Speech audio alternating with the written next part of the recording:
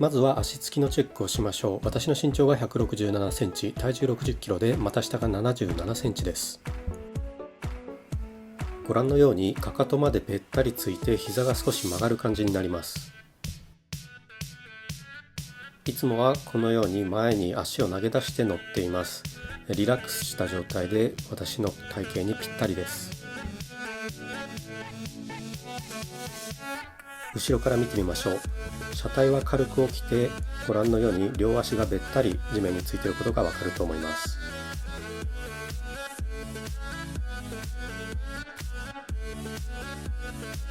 取り回しはどうでしょうか。ご覧のように私は細身でパワーがないのですが、このように、簡単に押し引きすることができます。ちなみにここの地面はちょっと左が高くなって坂になっていますが、それでも難なく動かすことができました。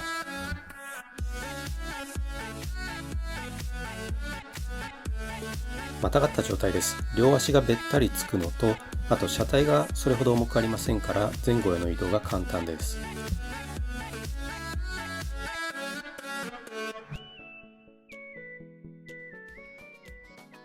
シートの厚さは普通かどちらかといえば厚い方だと思います。タンデムシートは広くて、シートの厚さは前側と同じだと思います。純正の状態で防風効果の高いスクリーンがついています。ハンドルの右にはキルスイッチ、エンジンスタートスイッチの他にハザードがついています。左側のハンドルには通常の透過類ホーンの他に、ここでは隠れていますがパッシングのスイッチもついています。右側にちょっとした収納があり、ここに私は ETC の機器を入れています。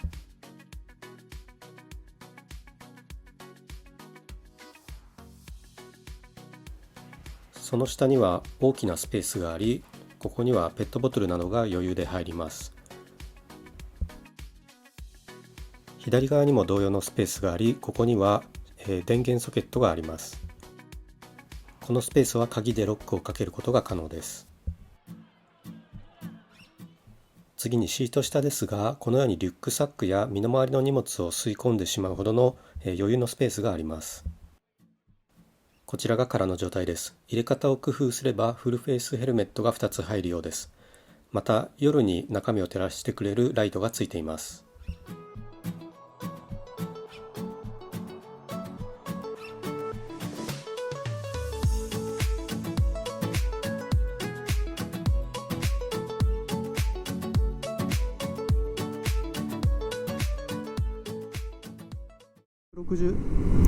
スズキのバーグマン200、街中で乗った感じはどうか。今国道を走っているんですけれども、ライディングポジションどうでしょうか。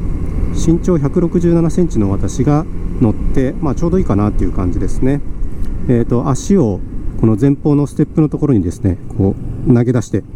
リラックスした状態で乗っています。で、状態はほとんどまっすぐ起きると言っていいですかね。そういう楽な姿勢を取れています。私のバイクですね、こうやってハンドルバーが純正から変わってるんですね。で、ちょっと純正の状態私わからないもので、中古で買ったので、もしかしたらこのハンドルバーがちょっと下がったりとかしてるかもしれないんですが、とにかく私の体にちょうどいいポジションです。ゆったりとリラックスして乗れます。この状態で前方の姿勢はどうでしょうか。状態を起こして乗ってるので、かなり視界はいいですね。これ以上視界がいいってことはないと思います。周囲、前方と左右ですね、視界が広く感じます。では次にミラーの見え方なんかどうでしょうか。首を動かさずでもですね、目線の移動だけで簡単にミラーのことを目視することができて、後方の状況を確認することができます。今少しスピードが乗ってだいたい60キロぐらいで走っています。で、この前に大きなスクリーンがあるおかげで、今日ちょっとだけ風が強いんですけれども、その風をですね、ほとんど顔に受けることはなく、もう全く感じないと言っていいでしょうね。かなり防風効果が高い状態になっています。今左側に壁があってですね、これに反響して聞こえてくる音っていうのは、エンジンの音ですね。わーっていう機械音が反響して聞こえてきます。しかしですね、この壁を過ぎると静かなものですね。お尻の下の方からやはりエンジン音はかすかに聞こえてきますけれども、特にそちらに意識を向けなければ気にならない、静かだと思います。で先ほども言いましたけども、風がちょっと強いので、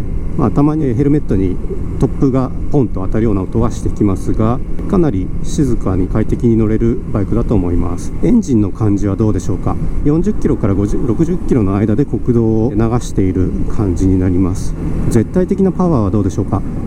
十分ですね。必要十分です。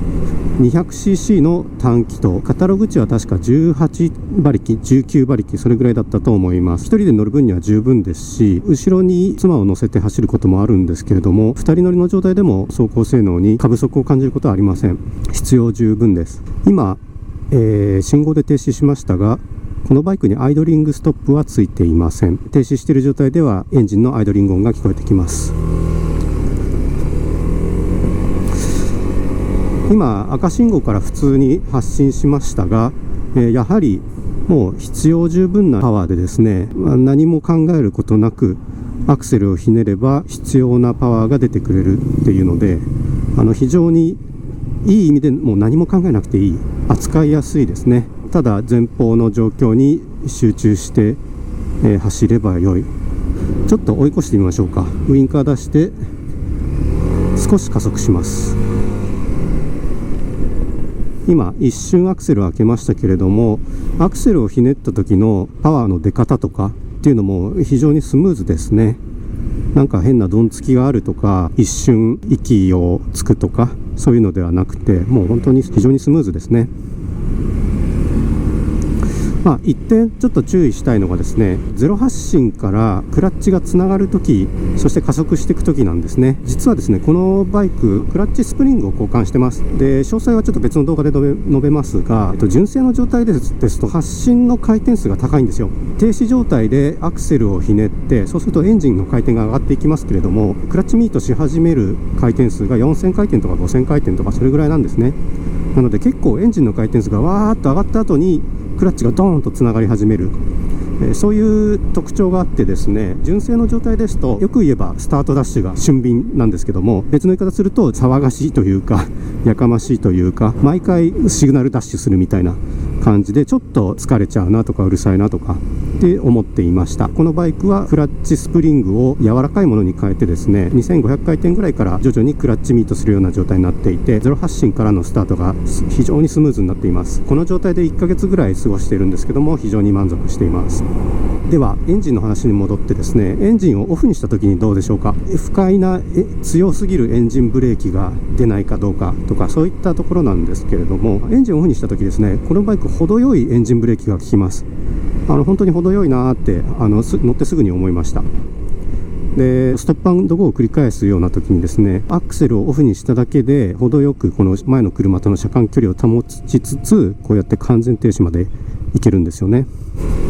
で今度坂道なんかでどうかというとですね、これも程よいエンジンブレーキがいい仕事をしてくれてます。こうやってアクセルをオフにしていくとですね、それだけで一定速度か、若干スピードが落ちていく感じですかね。もちろん勾配によるんですけども、非常にちょうど良いです。続いて、メタ類の確認がしやすいかどうか見てみましょう。目線をすぐ落とすだけでですね、ここに速度計と回転計があります。でスピードは認識しやすいですね。あとはデジタルメーターの真ん中に、燃費計があってですね、こちらも、一瞬の目視で確認することができます。街乗りでの走行はどうだったでしょうか。非常に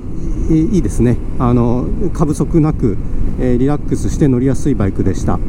特に気になる変なところもなくですね。一点、触れるとすると、先ほど言ったですね、クラッチミート回転数ですね。0発進からのクラッチミート回転数が、かなり高くてですね、中には私のように気になる方もいらっしゃるかもしれません。そこだけですかね。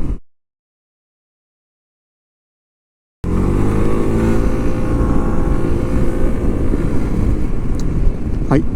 今高速道路料金所からの加速でした。全く不足なくですね、隣に車がいたとしても、その前に入ったり、あるいは一歩引いたりとかっていう調整する余力が全然あってですね、必要十分な加速をしてくれます。高速の合流です。今アクセルを、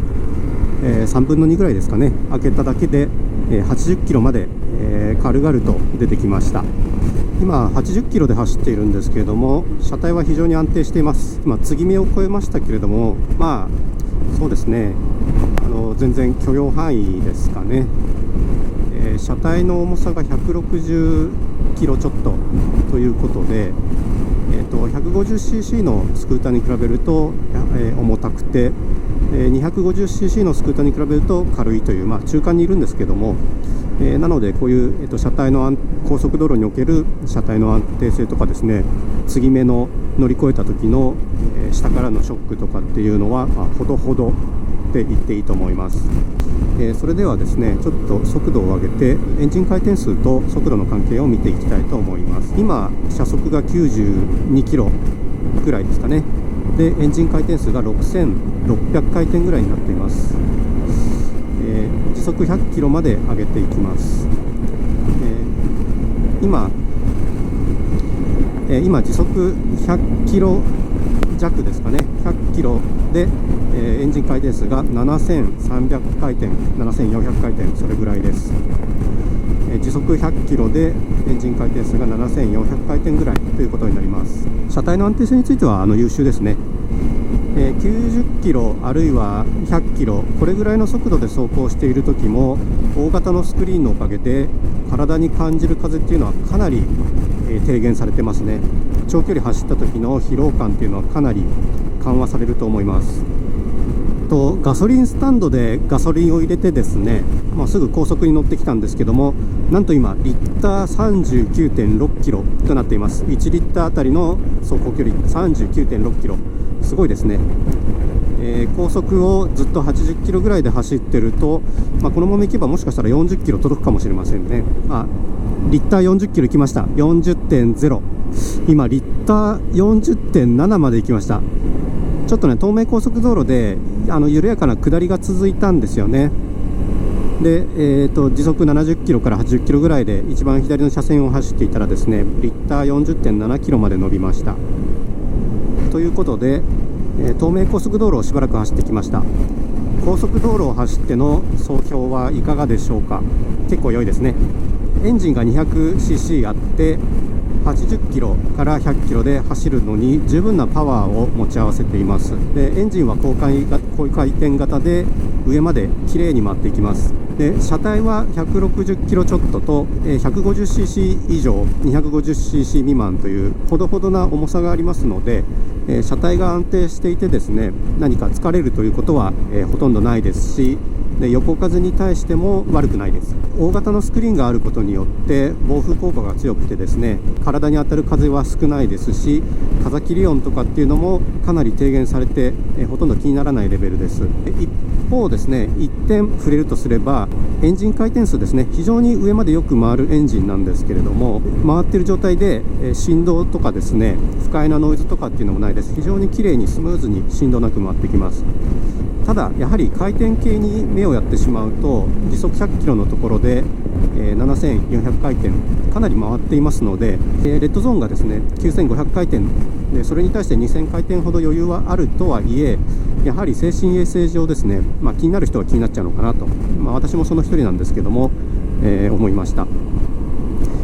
理想を言えばですね、500回転でも1000回転でも低く走れたらいいなと思います。本音を言うと、1500回転ぐらい下がったらいいななんて思いました。時速100キロで6000回転ぐらいで巡航できたら本当に楽で、最高だなというところです。ただ、街中での加速とかですね、2人乗りを想定した時の運動性能とか考えると、悪くないセッティングなのかなと思います。高速で100キロ巡航ですね、楽々としたいのであれば 250cc を選んだ方が良いのかもしれません。1時間とか2時間、それぐらい高速に乗って出かける分にはですね、全く問題ないかなと思います。その時はですね、その人の感じ方によって80キロぐらいまでにしてエンジンの回転数を落とすのか、あるいは100キロで、気にせず巡航していくのかっていうのは、それぞれ個人で調整すればいいと思います。で今度ですね、じゃあ大きいバイクと一緒にマスツーリングするとかってなると、実際ね120キロとか110キロとかで巡航するグループもあるかと思うんですよね。そうなったらそれについていくのはちょっと厳しいかなと思います。乗ってる方もアクセルをかなり開けてですね、気使いますでしょうし、エンジン回転数的にも8000回転とかまでいっちゃうんじゃないですかね。110キロとか120キロ出していたら。ということで、1人でそんなに長くない時間高速道路に乗る半日ツーリングみたいな感じであれば、全然高速もこのバーグマン200はこなしてしまうと言っていいと思います。このバイクですね、もう一個言いたかったのはですね、ブレーキが結構好きです。私は絶対的な効き方っていうとですね、めちゃめちゃ強いわけではないんですけど、十分に効きます。160キロちょっとの車体を止めるのに十分なパワーがあってですね、力を使わなくてもキュッとこうですね、絹綿を締め付けるような感じで止まってくれます。でですね、初めに乗った時に思ったのが、このブレーキをかけた時に車体がスッと、沈み込んで地面に吸い付くような感覚があったんですね。でドイツの車じゃないですけど、そういうブレーキの感覚非常に気持ちよくて、私はこれ好きですね。このバイク ABS はついていないんですけれども、個人的にはあったらより良かったなとは思いますが、ない状態でも不満はないです。やはり ABS があると雨の時に、思わぬところで滑ってしまったりとか、あとはマンホールがあったりとか、そういうところでロックすることを回避できるので、絶対的なブレーキ力を欲しいがために ABS が欲しいというわけではなくてですね、やっぱロックを回避するのに ABS はついてたらいいなというふうに個人的に思います。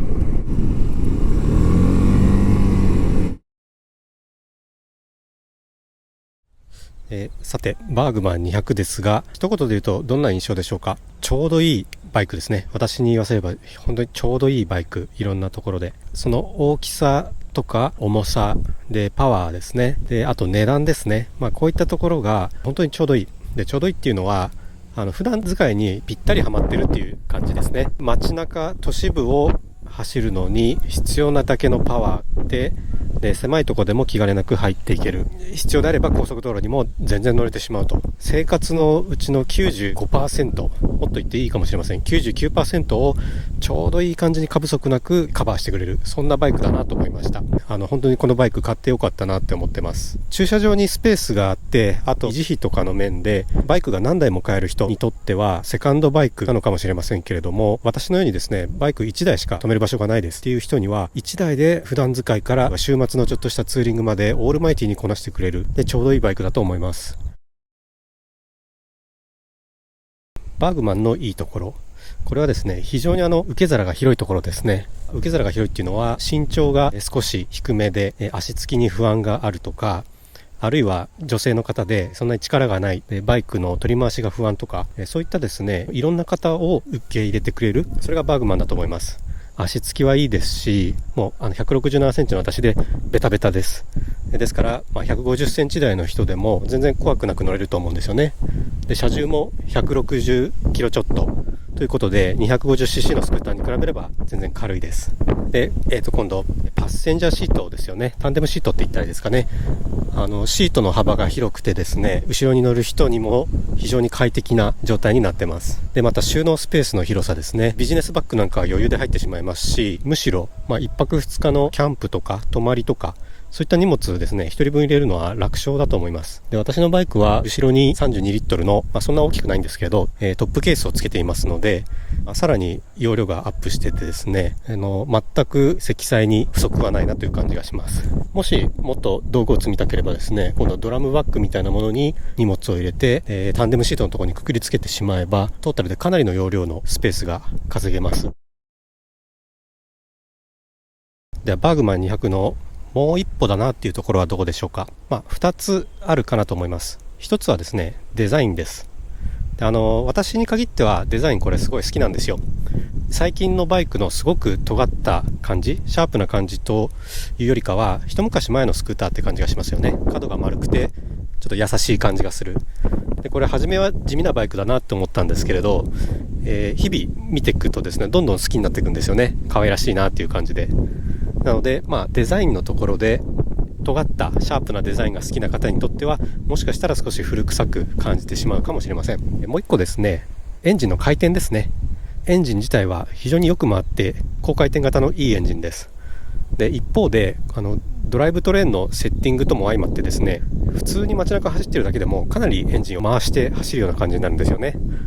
でクラッチミートも4000回転とか5000回転で、そこから50キロ60キロで走ってる時に普通に6000回転とか、多分回転数いってると思います。時速100キロでのそこでは回転数7400回転まで回っていました。レッドゾーンは9500回転からですので、そういう意味では余裕はあるんですけれども、やはりすごくエンジン回しながら走ってるなという感じがあります。もしこれが250cc でしたらもうちょっとトルクに余裕があって低い回転数で走れるんでしょうけれども、そこら辺は街中の加速に絞ったセッティングになっているのではないかなと思います。